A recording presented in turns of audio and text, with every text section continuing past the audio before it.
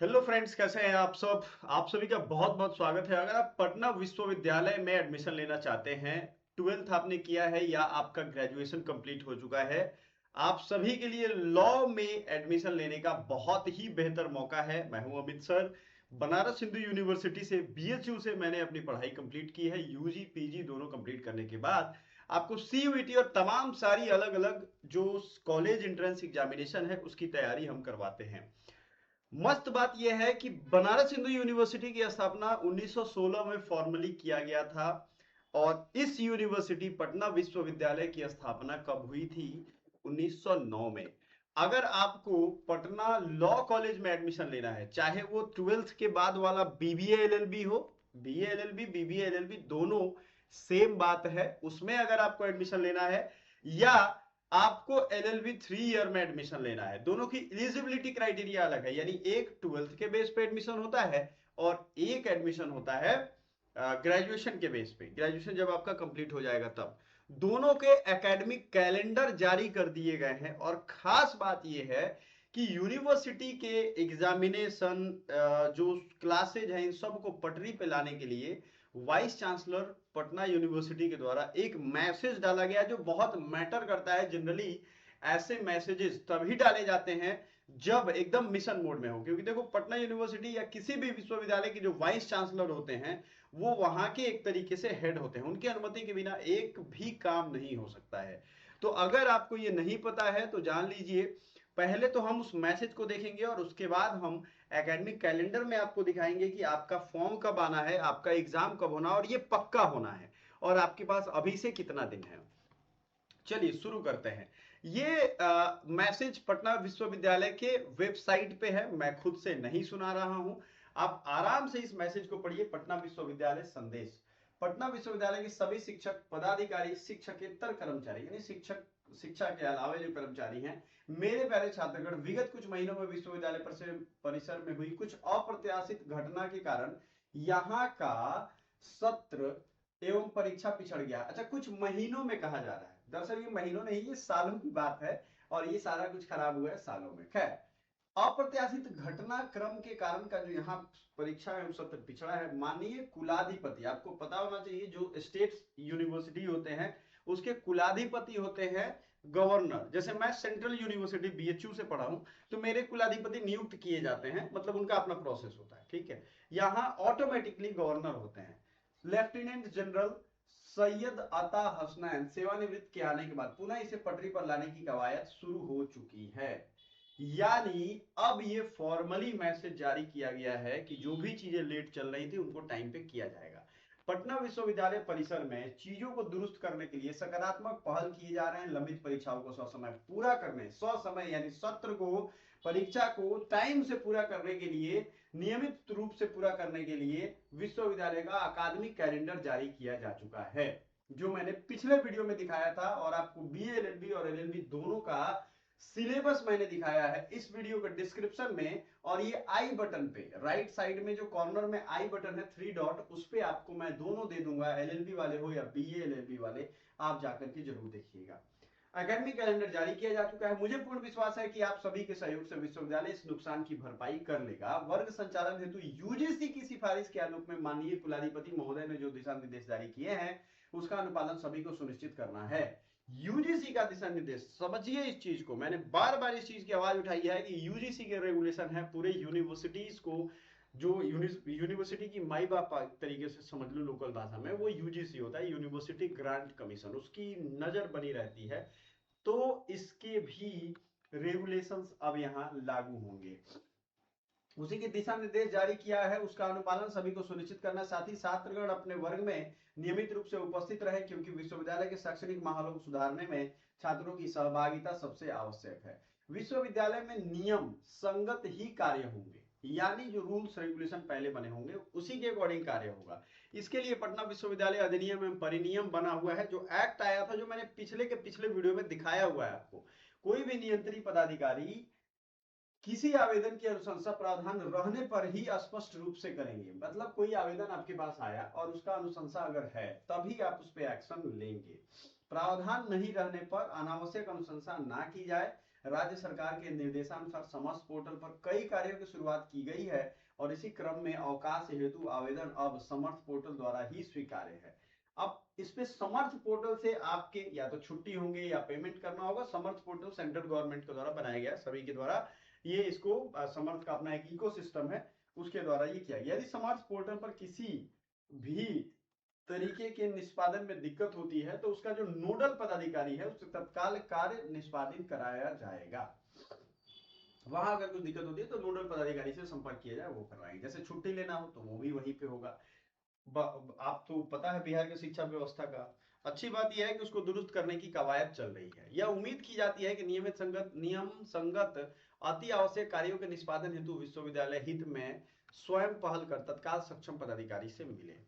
अगर आपको मतलब यूनिवर्सिटी के स्टाफ को कोई दिक्कत होती है तो वहां से मिले।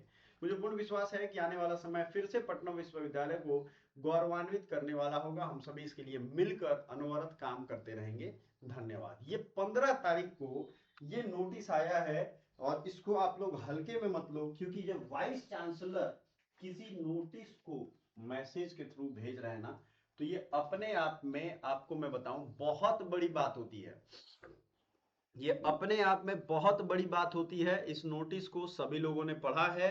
मुझे बहुत अच्छा लगा कि आपने इतनी पेशेंस से देखा। देखो, पटना विश्वविद्यालय के वाइस चांसलर यानी आप फॉर्म भर रहे हो, आप एग्जाम दोगे तो आपका एग्जाम डेट टाइम पे होगा। अब बात यह है कि भाई फॉर्म का डेट कब जारी किया है, ये है आपका एकेडमिक कैलेंडर। इसको ध्यान से देखिए, हड़बड़ी में मत देखिएगा। बहुत लोग को देखने पे इतनी जल्दी में आ जा रहे हैं कि वो चीजों को गड़बड़ी कर ले रहे हैं। यहां देखिए मैंने ये पूरा रखा हुआ है, मैं साइड इसलिए हो रहा हूं ताकि आप अच्छे से देखो। एकेडमिक कैलेंडर की के लिए एक कमेटी बनी थी, ठीक है। उस कमेटी ने डिसीजन लिया है 6/4/2026 को, यानी 6 अप्रैल को। और इस कमेटी में आपको सभी पोस्ट ग्रेजुएट यानी पीजी यानी एमए, एमएससी, एमकॉम और under graduate regular and self financing course सबका। तो रेगुलर क्या होता है? रेगुलर जैसे आप बीए में मान लो हिस्ट्री करना चाहते हो।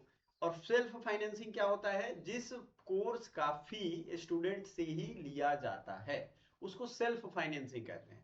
तो जैसे मान लो कि जो रेगुलर कोर्स होगा उसकी फी कम होगी, जनरली वो कम हो जाती है। और सेल्फ फाइनेंस कोर्स वो होता है जिसमें फी लगभग स्टूडेंट्स पे करते हैं कंप्लीट। तो date of commencement of submission of online forms for undergraduate programme regular and self, ये 9 मई 2026 से आपका फॉर्म आ जाएगा। अंडर ग्रेजुएट वाले बच्चे, अंडर ग्रेजुएट माने BA, LLB, BA, BCom, BSc, ठीक है, ये अंडर ग्रेजुएट में आता है। Date of commencement of submission of online forms for post graduate, commencement का मतलब होता है शुरुआत। तो 10 जून से पीजी वाले फॉर्म आने वाले हैं। अब एलएलबी और ये आपका दोनों यूजी में आता है, ये ध्यान दीजिएगा। Last date for online submission तो ये 30 मई है। जो 9 मई को फॉर्म स्टार्ट हो रहा है वो 30 मई को स्टार्ट हो रहा है। और अगर पोस्ट ग्रेजुएट की बात करें तो वो 30 जून को खत्म हो रहा है।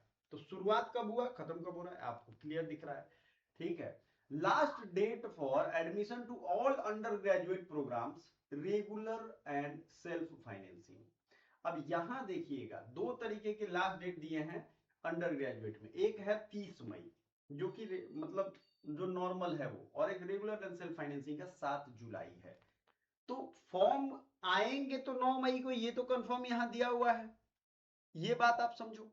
उसी के बाद अब देखिए खास बात ये है कि ये सब लास्ट डेट के नीचे वाले 5 नंबर में लिखा है, 5 के बाद 6 नंबर में induction meet for undergraduate program. Induction meet होता क्या है? जैसे ही आप एग्जाम देते हो आपका मेरिट बनता है, आपका काउंसलिंग होता है। जब वहां आप जाओगे तो वहां प्रोफेसर्स, जो एकेडमिक स्टाफ हैं, स्टूडेंट्स खुद, इन सब की एक इंडक्शन मीटिंग होती है, यानी एक दूसरे से परिचय जान पहचान होती है, ठीक है। इंडक्शन मीट यहां इन्होंने लिखा है। Date of commencement of classes, UG programme की क्लासेज 11 जुलाई से, जो बीएचयू, डीयू इन सब में क्लासेज जुलाई से स्टार्ट हो जाती है, तो 11 जुलाई से आपकी स्टार्ट हो जाएगी। Last date of submission to all post graduate programmes, तो ये 15 जुलाई से ये एडमिशन हो जाएगा रेगुलर एंड सेल्फ फाइनेंसिंग, 15 जुलाई से।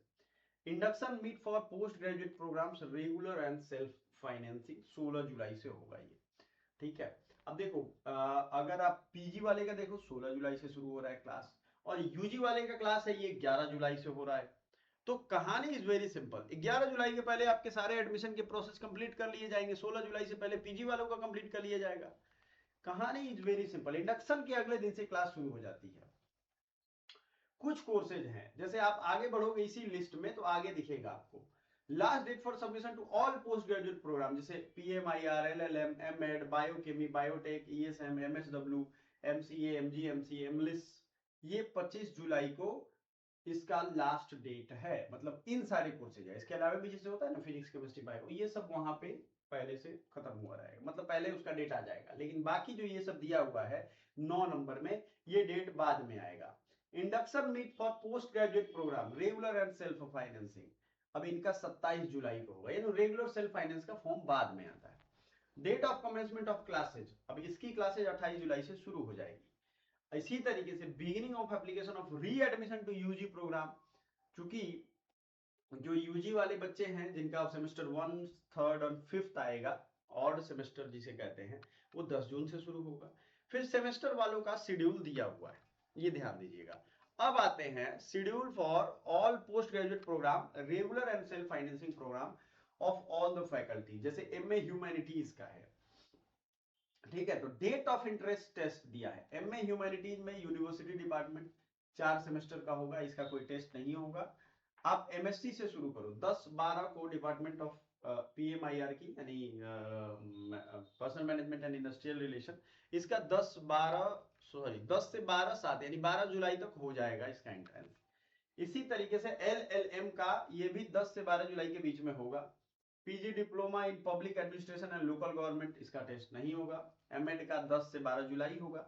आगे बढ़ते हैं इसी में, ये सब पोस्ट ग्रेजुएट वाले हैं। मास्टर ऑफ रूरल स्टडीज, ये 10 से 12 अगस्त जुलाई तक हो जाएगा। आगे बढ़ेंगे जब इसी में सोशल वर्क का है 8 जुलाई को, एमएससी बायो केमिस्ट्री का है 8 जुलाई को, 7 मतलब जुलाई। MA in journalism and mass comm, master in library science 8 जुलाई को है। मास्टर ऑफ म्यूजिक है 8 जुलाई को। तो 8 से लेकर के 12 तक सब निपट जा रहा है। अब इसी तरीके से डिप्लोमा वाले कुछ कोर्सेज आएंगे, जैसे PG diploma in clinical psychology, ठीक है, ये यहां दिखेगा आपको, क्लिनिकल साइकोलॉजी। अब आते हैं PG diploma in industrial safety management, university department, PMIR, 1 साल 2 सेमेस्टर 10-12 से लेकर के फिर अंडर ग्रेजुएट में आएंगे। यहां पे देखिए अंडर ग्रेजुएट जो सामने रखा है, BCom, BA honours, BSc, BFA, LLB and BBA LLB, समझिएगा इसको। एलएलबी यानी 3 साल वाला, 6 सेमेस्टर होगा इसमें। इसका इन दोनों का एग्जाम का डेट जो दिया गया है वो 13/6 को दिया गया है। खतरनाक बात यह है कि आज जब मैं वीडियो रिकॉर्ड कर रहा हूं, इससे ठीक 2 महीने हैं आपके पास, और आपका सिलेबस क्या है, वो एलएलबी का सिलेबस मैंने अलग बताया, लगभग सेम ही है, और बीबीए एलएलबी का सिलेबस अलग वीडियो में बताया है, जो आई बटन पे 3 डॉट पे दबाओगे मिल जाएगा आपको। डिस्क्रिप्शन में भी हम दोनों के लिंक प्रोवाइड कर रहे हैं, LLB syllabus, BBA LLB syllabus, complete information है, कितने सीट हैं, कितने कट ऑफ है, कितने क्या क्या उसमें सुविधाएं मिलती हैं, सारा कुछ हमने दिया हुआ है। कहानी इज वेरी सिंपल। अगर आपने अभी तय नहीं किया तो लास्ट के 10 दिनों में तय करके तभी आप एग्जाम निकाल सकते हो, जब आपने पहले से पढ़ा है। मैं झूठ या आपको झूठी उम्मीद नहीं दूंगा। अभी से अगर पढ़ा है तो आराम से निकालोगे, लास्ट के 10 दिन 15 दिन में तभी निकाल पाओगे जब पहले से पढ़े हुए हो। आपको ये चीज समझना पड़ेगा। बाकी जो भी है वो सबका भी टाइमिंग दिया हुआ है, BA, BBA, BCom, bachelor in functional English, ये सब यहाँ पे दिया हुआ है। बैचलर इन एनवायरमेंटल साइंस, इसका भी 14 से 16 जून तक हो जाएगा। कहानी इज वेरी सिंपल। इन सब पे, इस लेटर पे सभी के सिग्नेचर हैं। तो आपको क्या यहां समझ में आया कि अगर आप अभी नहीं जगे तो अब तक जिसका खून न खौला खून नहीं वो पानी है, और जो देश के काम ना आए वो बेकार जवानी है, वही हालत है। तो अब देश के काम आने का समय आ चुका है, और आप चाहते हैं कि एडमिशन आपका हो जाए, पक्का हो जाए, तो आपको पक्के से तैयारी करनी पड़ेगी।